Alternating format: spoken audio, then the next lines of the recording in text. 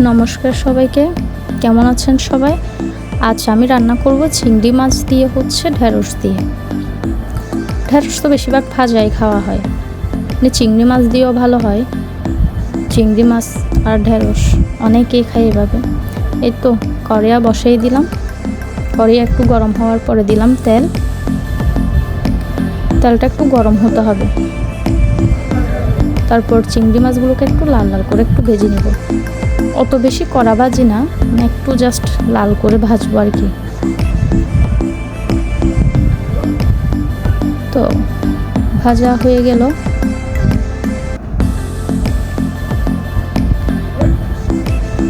এবার দিলাম পেঁয়াজ কুচি, পেঁয়াজ রসুন একসাথে অল্প করে,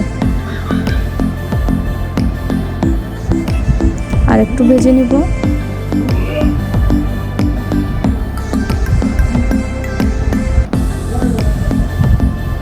এবার দিলাম লবণ, এবার হলুদ,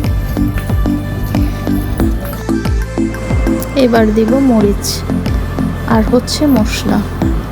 সব একসাথে একটু ভালোভাবে কিছুক্ষণ কষিয়ে নিতে হবে। একটু ভালোভাবে কষানোর পর এই তো একটু ভালোভাবে কষিয়ে নিব। তারপর কয়েকটা কাঁচামরিচ দিয়ে দিলাম। এই তো হয়ে গেল। এবার ঢেঁড়সগুলো দিব।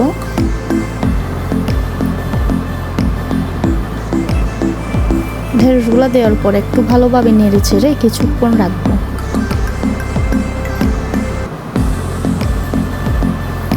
এই তো এবার দিয়ে দিব একটু পানি পরিমাণ মতো।